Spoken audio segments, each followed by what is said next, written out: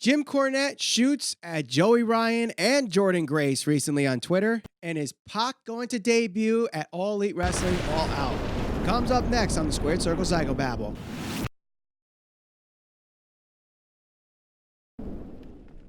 Hello and welcome to the Squared Circle Psychobabble. My name is Michael Valenti. This is Ralph Valenti. Don't forget to subscribe. Hit that bell for notifications as we're trying to hit 10,000 YouTube subscribers before All Elite Wrestling's All Out.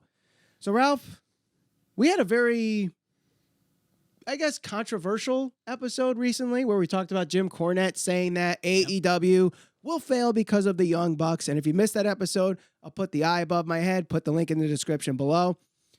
But it looks like Jim Cornette just can't keep his mouth shut. And now he's going on to Twitter. He's attacking Joey Ryan, which we all know they don't like each other. And Jordynne Grace, of all people, who's a well-liked wrestler in the wrestling industry. Obviously, for those that don't know, Jordynne Grace is part of Impact Wrestling. So we'll start with the comments first with Jordynne Grace. This all started because Jordynne Grace was asked on Twitter why she changed her display name from Jordynne Grace to her real name, Trisha Parker. And she basically was saying how I'm just being part of the modernization of wrestling where, you know, we don't have to pretend to do things we don't have to do anymore. And people, I guess it's like open the business a little bit. And anytime you reveal part of the business, Jim Cornette's going to come out and give you crap for it. So his response to this was, translation, I've never been trained properly and taught respect for the business. I'm just a play wrestler who wants to be on reality TV. I don't have the talent or determination to make people believe in me and draw money. Just do moves. That's what whoever Jordynne Grace is just said. Thoughts? So, yeah, like you said, Jim Cornette has a tendency to be very blunt, to say the least. He's always been that way. And the one thing he always says is, he says, I'm conflicted. And at this moment, I'm conflicted too. So there's certain parts of what he says that I agree with. And there's also certain parts of me that say, okay, that's really harsh. That's probably not the right way to go about criticizing somebody if you want to criticize them. I don't agree with the fact that she's saying, okay, well, we want to reveal modernize this and reveal this, and we should be accepting of the fact that, you know, there's this real individual behind the character. And I get all of that, but if you think back to some of the greatest characters or the best characters of all time, it's either an extension of themselves, who they are in the ring, with the volume turned up to 10, as Stone Cold always said, that's a real version of myself, just with the volume cranked up, or they play the part. And I think the most relatable person that you could, well, there's a few. MJF is probably the hottest guy outside of the WWE right now, and he gets talked about quite a bit, and he lives the character. Ric Flair lived the character. He lived the part. Ric Flair in the ring was the Ric Flair that you saw out at the bar and everything else. So I get where she's coming from, and I understand right now we're at a point where, you know, everybody assumes and knows that wrestling is a work. It's predetermined. It's not their real names the majority of the time, and who they are in real life behind closed doors with their families or friends is going to be mostly different than who they are in the ring. Right. But at the same time, I understand where Jim Cornette's coming from when he says, you know, in order to uphold the integrity of the industry, you should try to protect those types of things. Right. But here's the other thing that you could make the argument for. And another person that comes to mind when it comes to living the character is the Velveteen Dream. Sure. That's another one. You know, what if Sylvester Stallone lived the character of Rocky or Rambo, or Arnold Schwarzenegger lived the character of the Terminator? Yeah, and here's where it gets a little convoluted and a little kind of strange, because wrestling is its own thing. It's half sport, it's half entertainment, it's part rock concert, all these types of things kind of rolled into one thing. So it's its own entity. And yes, like I said, people know that it's scripted and that, you know, everything's kind of predetermined more or less. But at the same time, I feel like the characters or the wrestlers should try to uphold some sort of integrity when it comes to their character. Like, think about back when we talked about Braun Strowman. Right. He's supposed to be the monster among men, and then you go on his like Instagram account and he's like hugging babies and dressed up as like Elf. Yeah. And it's like, okay, you want me to believe that you're this monster and this, this guy that can just flip over cars and beat people up. And then it's like, all right, well, you kind of look like a gentle giant. Whereas you look at Brock Lesnar, that's Brock Lesnar, man. He's showing up at UFC. He's pushing people. He's telling people to go F themselves in the middle of a UFC ring. Mm-hmm. I mean, that to me is much more realistic, because in a day now where we have social media and everything, it's very hard to uphold your character. Right. But you should go to every length possible, in my opinion, to try and uphold your character. Now, what if I think part of the problem is because of technology these days, social media and the internet and all that stuff, people know wrestlers' real names. I mean, like us, when we grew up, we had our dad subscribed to Dave Meltzer's newsletter, so we knew guys' real names because of that. Like Undertaker was Mark Calloway and Hulk Hogan was Terry Bollea. Sure. Stuff like that. But now that you could go on Wikipedia and see that Braun Strowman's real name is Austin Shear or something like that. Yep. Or Bray Wyatt's is Wyndham Rotunda. So what if, they take it to their advantage and just use their names as the wrestling character? You know what I mean? Yeah, so like they use their actual real name. Use their real name. I mean, and there's been wrestlers that have done that. I don't think that's really an issue. I think the issue that Jim Cornette takes with all of this is, like, look, especially in a day nowadays where you have all this social media and people can find all this type of information about you, you should try to do everything you can to protect your character. Right. No, I understand and that. try to portray that character, because, specifically using Braun Strowman as the example, it's kind of like disingenuous. You want, like I said, everybody knows wrestling is predetermined and scripted and all of that, and you kind of accept it, especially if you're a wrestling fan. But for those fans that, for those people that don't watch wrestling on a regular basis or are on the fence about wrestling, your job as a wrestler is to try to convince them that this is as real as possible. The stuff in the ring, to them, if you ask a professional wrestler, that's real. You can't. Yes, they know how to take bumps and all that type of stuff, but it still hurts. There's still accidents. Cody, as an example, those things happen. But nowadays, with all the social media, they should try to use that to their advantage, like MJF when he goes and does all these interviews where he can get his name out there and be like, oh, who's this prick? I hate him. I like him. I like how the way, he's portraying himself. Like the guys that have been successful, like your Ric Flairs. He lives the part. Brock Lesnar lives the part.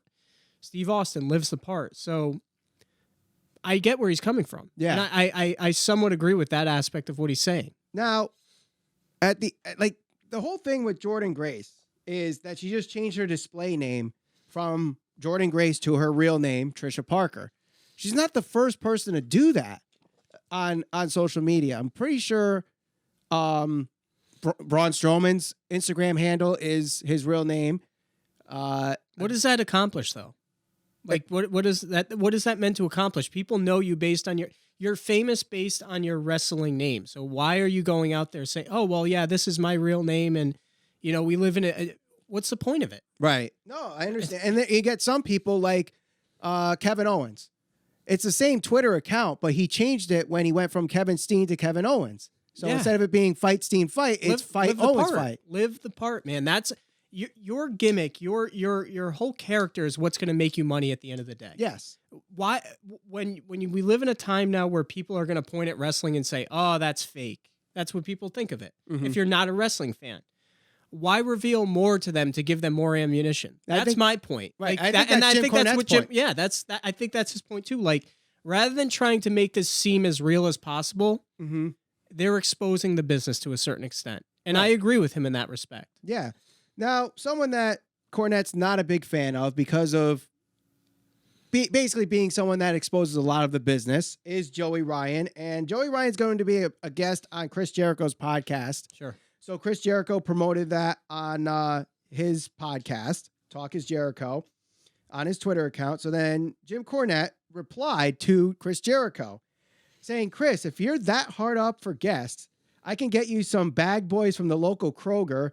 They have more respect for our profession and look more physically intimidating than the half-baked brown served roll covered in pubic hair you just spoke to. Just such colorful language by Mr. Cornette. But then it started a little Twitter war between Joey Ryan and Jim Cornette. Ryan responded, "It's more my profession than it is yours now, bud." Yep. Cornette saying, "Sorry, Skippy, you're wrong. Number 1, you have to be a professional to have a profession. Number 2, you have to be good at it. Number 3, I still make more money and have more fans than you ever have or will. Number 4, deep down, you know all this, which is why you cry at night." And then Joey Ryan replied, You sure about that? I seem to remember you no selling me when I challenged you to compare tax returns." And then it goes on and on. So financial, whatever. So we're back at square one with the Seth Rollins financial. Yeah. It always comes down to that. How much money did you make? That's what it comes down to. Yeah. I mean, that is a way to measure how popular or how successful you are in whatever profession, not just wrestling, but still. I mean, why go after Joey Ryan? You got to understand who Jim Cornette is. And we had a lot of people, who is this guy? Blah, blah, blah. Jim Cornette is a traditionalist. Mm-hmm. He was involved with wrestling for, I don't even know, from like the 70s maybe before that. I don't know off the top of my head. But so he comes from a time where he wants to try and make sure that the professional wrestling that he likes is still relevant today. And it can be, but I think we're also at a point in time where if you think about the 80s transitioning to the Attitude Era, right now we could very well be at the precipice of a new change in the professional wrestling industry where I don't know if the Young Bucks and what Kenny Omega and those guys are trying to do is going to be successful. The only way we're going to know that is based on the success of AEW. And the reason I say that is because that's really their canvas to say, okay, well, this is different. Right. We've seen so much with the professional wrestling industry. Maybe it's just now there's somebody trying to do something different, and Jim Cornette has his opinion where he thinks like, no, you're doing everything wrong. And why would he think otherwise, especially if he comes from a train of thought where it's like, okay, I want this specific type of realistic wrestling. And then you have the Young Bucks and Kenny Omega and guys like Joey Ryan who are kind of presenting something that's not meant to be taking itself too seriously, but still realistic when it needs to be, like your Omega versus Jericho. But then you get obviously them coming out with the Street Fighter outfits and Michael Nakazawa, Joey Ryan doing suplexes with his genitalia and things of that. And I get where Jim Cornette's coming from. Yeah. But he very much sounds like the stubborn neighbor that sits on his porch and yells at people when a wiffle ball gets knocked into his yard when he says these things. It's funny as hell. And I agree with some of what he says. Yeah. But I disagree with some of what he says too. It just could be, I mean, this is entertainment at the end of the day. Yes. It's not real. It's not sports where it's not predetermined and it's not like it's the Yankees versus the Red Sox. It's part sports, part entertainment. And people are accepting of that. So I think when we see things like Joey Ryan doing those spots or you know, whatever it may be, the Young Bucks doing the same. People are going to be more accepting of that because they know it's predetermined. It's the same thing as watching a movie. You know, you get those people saying, "Oh, it's fake. Why do you watch that?" Well, that Marvel movie you just watched. I don't know. Why did people, stuff real? Yeah. Why did people play Pokemon Go? Why did people get into Pogs? Why did people, I don't know, watch Twilight and get into that shit? Yeah. People are into weird shit sometimes. And if you're into professional wrestling, some people look at that and they're like, that's weird. Mm-hmm. To a wrestling fan, it's not. And to the wrestling fan, they want to be entertained. And maybe it's just we're at the point now where we've seen so much. We've seen the 80s. We've seen like guys like Duke the Dumpster Droese, IRS, Hulk Hogan, Ultimate Warrior, Papa Shango. Then we saw guys like Stone Cold Steve Austin, The Rock, more realistic type characters.